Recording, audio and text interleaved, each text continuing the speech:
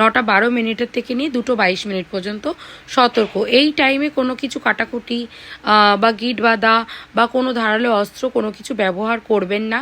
এই সময় ঠাকুরের নাম গান কীর্তন করবেন বা গীতা পাঠ করবেন, হনুমান চালিসা পাঠ করবেন। নিজের জন্য, নিজের সন্তানের জন্য খুবই ভালো হবে। এইটা সবাই করতে পারে, গীতা পাঠ বা ঠাকুরের নাম গান করা বা হনুমান চালিসা প্রতিটা মানুষই করতে পারে।